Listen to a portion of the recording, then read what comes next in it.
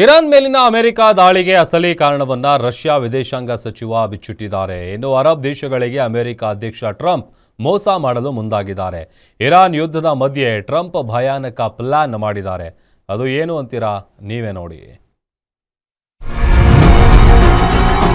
ಇರಾನ್ನ ಇಸ್ಫಹಾನ್ನಲ್ಲಿ America Israel ದಾಳಿ. Kuwait ತೈಲ ಟ್ಯಾಂಕರ್ ಮೇಲೆ ಇರಾನ್ ಅಟ್ಯಾಕ್. ಇರಾನ್ ಯುದ್ಧದ ಮಧ್ಯೆ ಅಮೆರಿಕ ಭಯಾನಕ ಪ್ಲಾನ್. ಕೊಲ್ಲಿ ಯುದ್ಧ ದಿನದಿಂದ ದಿನಕ್ಕೆ ತೀವ್ರ ಸ್ವರೂಪವನ್ನ ಪಡೆದುಕೊಳ್ಳುತ್ತಲೇ ಇದೆ. ಒಂದೆಡೆ ಇರಾನ್ ಜೊತೆ ಸಂಧಾನ ಮಾತುಕತೆಯ ಯತ್ನಗಳು ನಡೆದಿರುವಾಗಲೇ ಇಂದು ಬೆಳಗಿನ ಜಾವ ಅಮೆರಿಕದಿಂದ ಇರಾನ್ನ ಕೇಂದ್ರ ನಗರವಾದ ಇಸ್ಫಹಾನ್ ಮೇಲೆ ಭೀಕರ ದಾಳಿ ನಡೆಸಲಾಗಿದೆ. ಇನ್ನು ಟೆಹರಾನ್ ಪರ್ಷಿಯನ್ ಗಲ್ಫ್ನಲ್ಲಿ ಸಂಪೂರ್ಣವಾಗಿ ಇಂಧನ ತುಂಬಿಕೊಂಡಿದ್ದ ಕುವೈಟ್ ತೈಲ ಟ್ಯಾಂಕರ್ ಮೇಲೆ ದಾಳಿ ನಡೆದಿದೆ. ಇರಾನ್ ಹಾರ್ಮೋಸ್ ನೌಕಾಮಾರ್ಗದ ಮೇಲಿನ ತನ್ನ ನಿಯಂತ್ರಣವನ್ನ ಮುಂದುವರೆಸಿದೆ.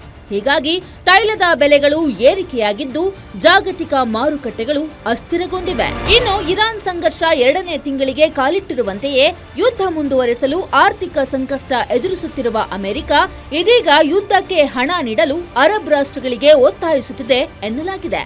ಈ ಬಗ್ಗೆ ಸ್ವತಃ ವೈಟ್ ಹೌಸ್ ಅಧಿಕಾರಿ ಮಾಹಿತಿ ನೀಡಿದ್ದು, ಇರಾನ್ ಯುದ್ಧಕ್ಕೆ ಹಣ ನೀಡಲು ಅರಬ್ ರಾಷ್ಟ್ರಗಳಿಗೆ ಅಮೆರಿಕ ಕರೆ ನೀಡುವುದರಲ್ಲಿ ಡೊನಾಲ್ಡ್ ಟ್ರಂಪ್ ಆಸಕ್ತಿ ಹೊಂದಿದ್ದಾರೆ.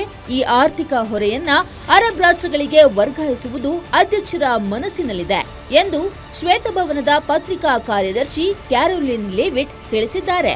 Look, the president has made it quite clear to the Iranian regime at this moment in time, as evidenced by the statement that you just read, that their best move is to make a deal, or else the United States Armed Forces has capabilities beyond their wildest imagination, and the president is not afraid to use them.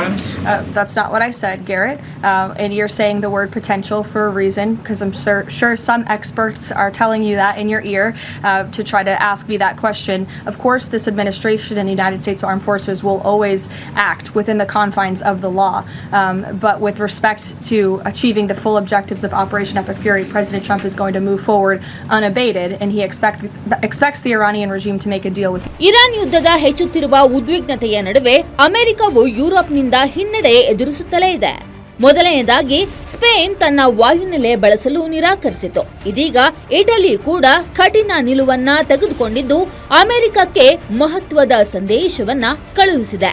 ಇನ್ನು ಪಶ್ಚಿಮ ಏಷ್ಯಾದಲ್ಲಿ ಸದ್ಯ ನಡೆಯುತ್ತಿರುವ ಯುದ್ಧ ಮತ್ತು ಉದ್ವಿಗ್ನತೆಯ ಹಿಂದೆ ಅಮೆರಿಕದ ತೈಲ ರಾಜಕೀಯ ಅಡಗಿದೆ ಎಂದು ರಷ್ಯಾ ವಿದೇಶಾಂಗ ಸಚಿವ ಲ್ಯಾವ್ರೋವ್ ಗಂಭೀರ ಆರೋಪ ಮಾಡಿದ್ದಾರೆ.